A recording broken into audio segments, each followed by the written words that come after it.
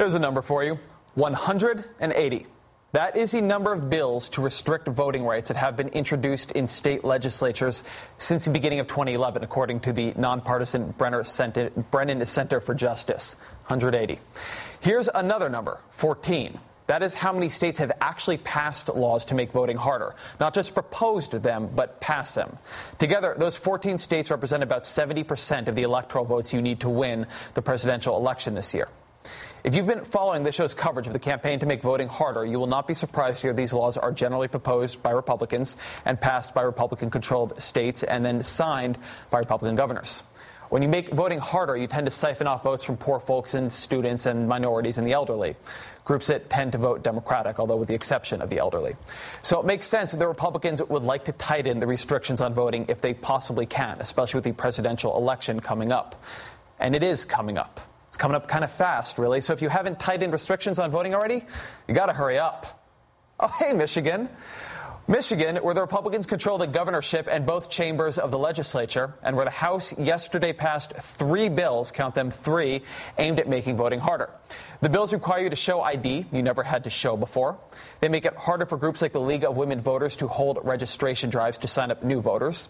And the legislation makes it harder for you to remain a voter if you fail to respond to an inquiry from your local clerk and then you go a while without voting. As in so many states, Michigan Republicans say the purpose of this legislation is to stop voter fraud. You put new requirements on voting, new restrictions for casting a ballot, and you get less voter fraud. That's the argument. It seems to make sense. Except that, as in so many states where lawmakers fulminate about voter fraud, there does not actually appear to be much voter fraud in Michigan. Last month, the Republican Secretary of State's office reported that more than 1,000 dead people and 100 prisoners appear to have cast ballots in Michigan between October 2008 and June 2011. But the audit showed that these were not cases of voter fraud. They were clerical errors.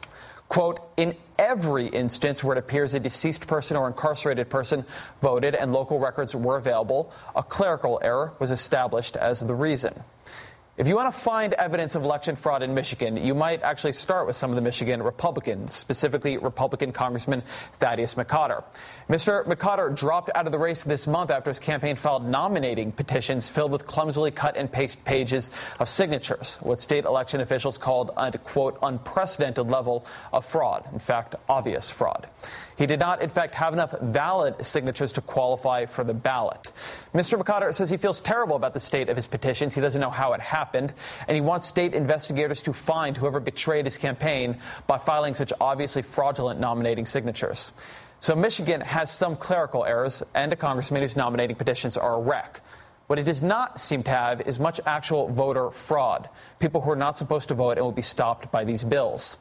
Regardless, Michigan has got much closer to making voting harder after the House approved the 3 bills yesterday, tightening the requirements for casting a ballot.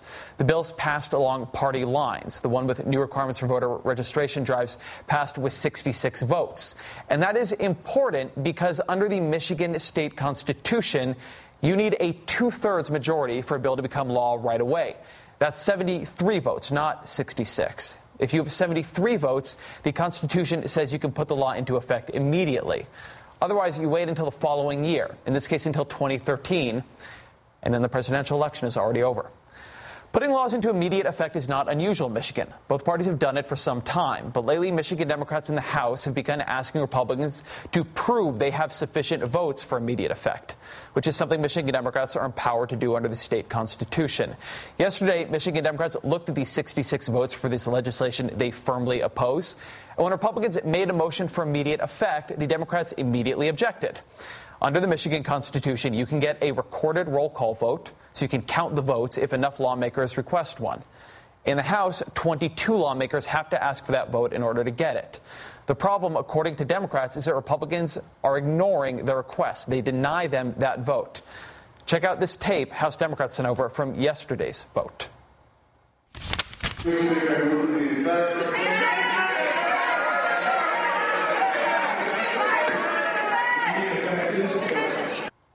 So what you're seeing there, Republicans move for immediate effect. Democrats run up to ask for a record roll call vote. And Republicans then gavel in immediate effect. When the Republican speaker does that, he's saying that in his personal judgment, 73 lawmakers stood to support immediate effect in those few seconds, So that's a quick count he made. Even though the measure only passed with 66 votes, and the chamber is filled with Democrats crying out their protest. After the voting, 22 lawmakers read their objection into the official record, 22 again being the number you needed to require the roll call vote the Democrats wanted. Today, the Michigan Senate finished approving the bills, and Republicans in that chamber used the actual two-thirds majority they have to agree that the bills should take effect immediately. And now the bills are on their way to the Republican governor's desk. If he signs the legislation, it will take effect immediately. All this comes just when Mitt Romney, native Michigander, sees a little room to actually run in Michigan. No Republican for president has won the state for almost a quarter century, but Mitt Romney plans to campaign there beginning next week with a bus tour his team is calling Every Town Counts. Mr. Romney has, in fact, gotten a little bit of good news in the polls lately in Michigan. A survey out last week found him in a statistical tie with Barack Obama. So it's true. Every vote does count in a race like this. The question is whether every voter will actually get to vote. Joining us now is Reverend David Bullock, pastor of the Greater St. Matthew Baptist Church, president of the Detroit chapter of Rainbow Push Coalition, and the Highland Park chapter of the NAACP. Reverend Bullock, it's great to see you. Thank you. Thank you for having me. So voter fraud sounds to folks, and fairly it is if you're having it, like a real problem. And so people, I think, often hear about bills like this, and they think, look, I've got ID at home. I'm legally registered to vote. What's the problem if there are a few more hoops to jump? So what is the problem? Why isn't this, it's a hassle, but no big deal? The problem is there isn't a problem. There is no voter fraud in Michigan. There's hypocrisy in the Republican Party passing these bills, sending them to the governor to sign them to restrict voting behavior. 1.2 million voters voted in the last election cycle. There were 0 cases verified of dead people voting. There were 4 cases of undocumented citizens voting. There's no voter fraud in Michigan. And so we are wrestling with voter suppression by this legislation, voter suspension because of emergency managers. And there's an all-out assault on the right to vote in Michigan. Michigan is ground zero for tyranny and state occupation, and we must fight back. But let me ask you, why do these bills actually mean voter suppression? I mean, yes, you have to show more ID, but why does that actually suppress the vote? What is the mechanism by which that keeps people from voting? I mean, don't folks have ID? Well, actually, a lot of people don't have ID. For instance, seniors would be required to purchase ID. This amounts to a sort of a poll tax. Seniors on fixed income have to acquire a birth certificate, have to acquire a secondary ID. A lot of minorities, African Americans and other minorities, don't have ID, and so they would have to go through extra hoops to acquire ID. Also, this legislation will impede voter registration. Over 500,000 African Americans in Michigan unregistered to vote, and now folks like the League of Women Voters and other groups are saying they won't register people to vote because of the new law changes and because of the legislation attaches a penalty, I think a felony, if people fill out the paperwork wrong. So this legislation restricts voter behavior. We should be making it easier for people to vote, easier for people to participate in the process, not harder for them to exercise their rights. One of the odd things about the election bills is that they add a box to the ballot where you have to put a little check mark. You have to affirm you're a U.S. citizen. Presumably, if you are not a U.S. citizen and you want to lie your way into the vote, you'll check the box anyway. But so what is the thinking behind adding that in? What is the purpose there of that little box? I have no idea what the thinking is. I think it's ludicrous. If I have ID, why do I need ID? When I register to vote, when I get my voter registration card, I already have to check a box that says I'm a citizen. Also, the signature is a surefire way to determine people's identity. Again, these bills are the height of hypocrisy. This is partisan politics with a capital B, capital P. This will not stand in Michigan. I cannot believe that in 2012, in the United States of America, the land of the free, the home of the brave, that democracy is under attack.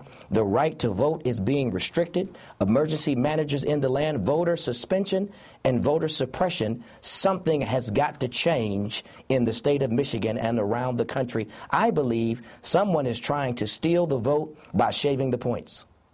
Reverend David Bullock, pastor of the Greater St. Matthew Baptist Church, president of the Detroit chapter of the Rainbow Push Coalition and the Highland Park chapter of the NAACP. Thank you very much for being here this evening. Thank you so much. They are called shadow and Raven and Wasp and Predator. And they're everywhere. And they can see you, even if you cannot see them. What they are and where they are, just ahead.